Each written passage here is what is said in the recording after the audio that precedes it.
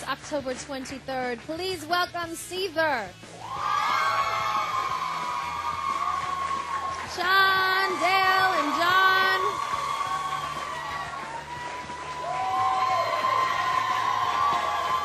How are you? Nice to see you again. How are you? How are you? Welcome, welcome. Have a seat. All your fans are excited. Have you here? The new album comes out October 23rd. And it has such a great title. Normally, you know, titles of albums, they don't really have much meaning. But this is Finding Beauty in Negative Spaces, which I think is great because everybody goes through things in their life. And it's hard to find, you know, the positive and the beauty in things. Is that why you named it that? I think I was just feeling poetic that day. Really? Being fancy, a fancy title? We like to have, you know, album titles that mean something and that apply to the process of recording and what the songs are about, you know. So this one was just basically trying to find the good things in amongst all the bad things, you know. Which is a good thing to do, right? Okay, now, is it true that some of the songs actually that you started them off when you were in rehab? Yes, some of them I did. Okay, now how were you able to find beauty in that type of space then? It was tough, man. Was it tough? No, you're surrounded by beauty and slogans and, you know, keep your chin up, kid, type of stuff. So those aren't very happy songs coming out of there, but, you know, it was creative at least. And I went home and then just buried myself in a room for 6 months and then emerged with a bunch of songs, and that was how the album came about. Yeah, now for you, Dale and John, how was it seeing him go through that experience? It's always tough, something like that, you know. We're all very close, and, you know, we're all family. You know, you spend so much time together in close quarters on the bus and, you know, even in personal time. So, you know, I mean, we stayed in contact, and, you know, I don't think at any point, you know, the band or anything like that was in question. You know, we've always had pretty focused and pretty dedicated to the band and to what we want to do. So I think that also helps to, you know, pull you through something like that, knowing that there's that light at the end of the tunnel, you know, the new album that we're going to make, and be able to get back on the road, be able to come back to Canada. Yeah, and that you're there for each other, right? Like you say, your family, when you go through all these things, you have each other to go back to and talk to, right? Absolutely. Yeah. Totally supportive of each other, you know? Uh-huh.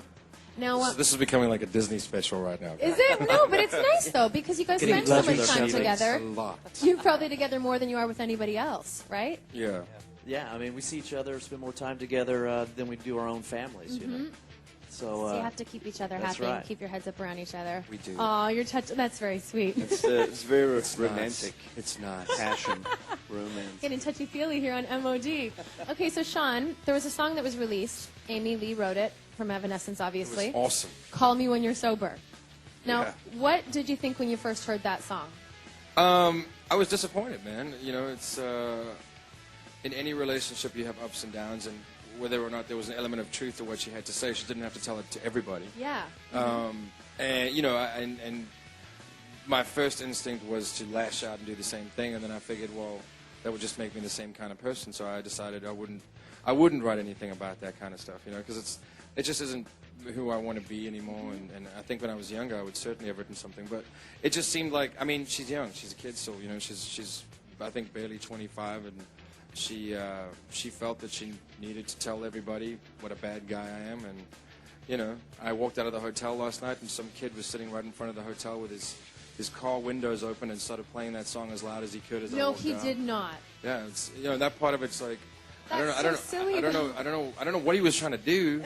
Certainly it wasn't coincidence because he was like looking at me. Did you say anything to him? No, I just kept walking. You took the high road yet again and kept it to yourself. I actually was kind of nervous that someone was going to come and try and knife me or something. Oh, don't say like, that. You know, no, well, because I don't know. It's like maybe he's mad at me or something. But anyway, so when we came back to the hotel, we went out and got something to eat and came back and he was gone. But I don't know what his mission was or what he was trying to achieve. But you know, I just think that there's certain things that you don't end a relationship and then run around telling everyone what went wrong with the relationship and you blame it all on that and woe is me, and you know, and I just figured I would prefer to remember the good things about the relationship once again, you know, trying to remember all the positive. There was a time when, you know, when I loved that girl very much, and you know, to have myself reduced to a slobbering drunk was kind of lame, you know.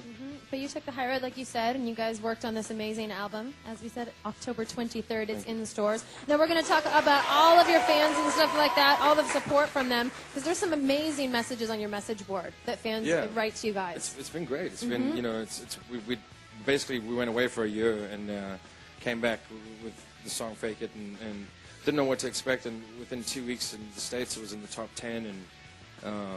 You know, for a band that hasn't been visible or even, you know, audible, I guess, for more than a period of a year, it's a big, scary thing, you know. Yeah. 'Cause some bands can pull it off. Like, I mean, Tool does it every time. They can disappear for 10 years and come back, and everyone still cares.